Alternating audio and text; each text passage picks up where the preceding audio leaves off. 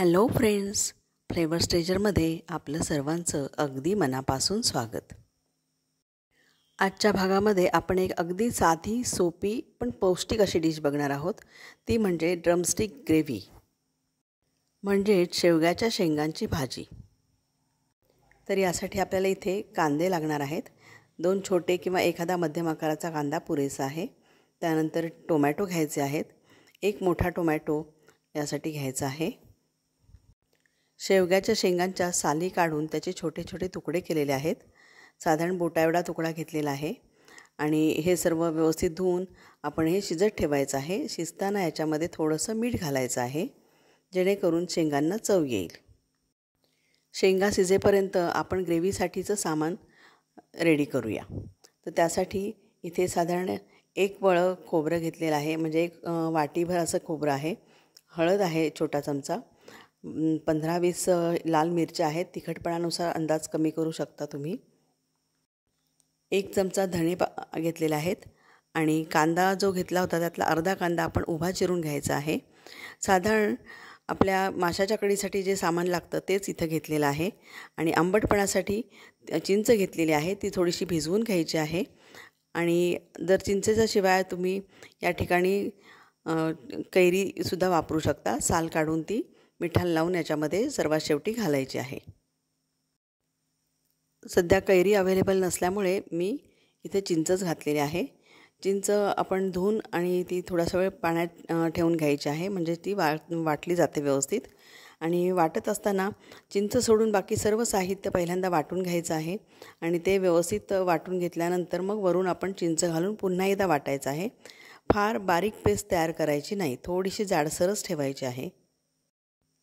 मघाशी आपण जे कांदा आणि टोमॅटो घेतलेला होता त्यातला अर्धा कांदा आपण बारीक चिरून घेतलेला आहे आणि 1 टोमॅटोसुद्धा बारीक चिरून घेतलेला आहे. कोथिंबीरसुद्धा बारीक चिरून घेतलेली आहे, जी आपण सजावटीसाठी वरून घालणार आहोत. कढईमध्ये तेल तापत ठेवायचं आहे. त्याच्यामध्ये थोडी मोहरी घालायची आहे. मोहरी तडतडल्यानंतर याच्यामध्ये थोडंसं आपण हिंग पण घालणार आहोत आणि नंतर कांदा घालायचा आहे, तो व्यवस्थित परतून घ्यायचा आहे. त्यानंतर त्यामध्ये थोडीशी कोथिंबीर पण घालायची आहे, जेणेकरून टेस्ट चांगली येते. आणि यानंतर आपण याच्यामध्ये आपण जे टोमॅटो बारीक चिरून घेतले होते ते पण यात घालणार आहोत आणि व्यवस्थित परतून घेणार आहोत. शेवग्यालाच इंग्लिशमध्ये मोरिंगा असंही म्हणतात, हिंदीमध्ये त्याला सहजन असं म्हणतात आणि हे म्हणजेच इंग्लिशमध्ये त्याला ड्रमस्टिक असं पण म्हणतात.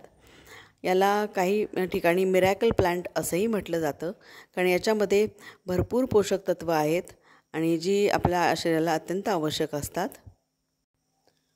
हे आपण सर्व परतल्यानंतर ज्या शिजलेल्या शेंगा होत्या त्या याच्यामध्ये घालायच्या आहेत आणि आपण वाटलेलं जे वाटप तयार केलं होतं ते पण यात घालून ते व्यवस्थित मिक्स करून घ्यायचं आहे. आवडीनुसार पाणी घालायचं आहे आणि व्यवस्थित उकळून शिजू द्यायचं आहे.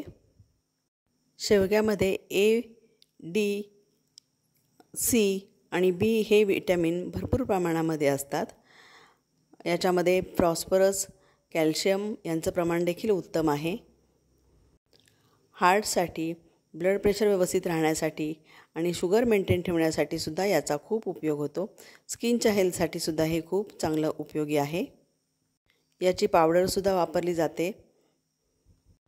पानांचा उपयोगसुद्धा औषधी म्हणून भाजीसारखा वापरला जातो. हे सर्व शिजल्यानंतर आपण याच्यामध्ये मीठ घातलेलं आहे आणि एक छानपैकी उकळी येऊ द्यायची आहे. याला सर्व झाल्यानंतर वरती कोथिंबीर टाकायची आहे आणि सजावटी करून आपण हे सर्व करू शकता. चपातीबरोबर, भाकरीबरोबर ही भाजी छान लागते. एकूणच लहानापासून मोठ्यांपर्यंत सर्वांसाठी हेल्दी आणि पोषक अशी ही भाजी खाण्यासाठी तयार आहे.